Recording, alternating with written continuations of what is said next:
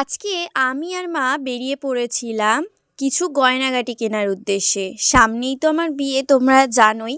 অবশ্যই তোমাদের সাথে সব কিছুই শেয়ার করব।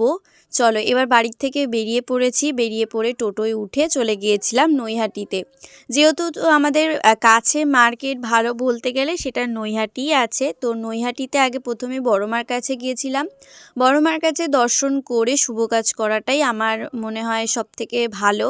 আমি খুব বড় মাকে বিশ্বাস করি, তো এটাই আর কি। ওখানে গিয়ে তারপরে একটু সব কিছু দেখে নিচ্ছিলাম জুয়েলারির দোকানে। এখানে এই দেখো, এইটা আমার খুব পছন্দ হয়েছিল।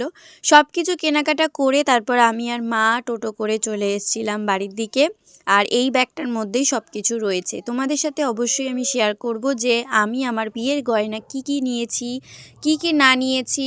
সব কিছু দেখার জন্য অবশ্যই আমার চ্যানেলটাকে সাবস্ক্রাইব করে আমার পাশে থেকো। আর বিয়ের ব্লগ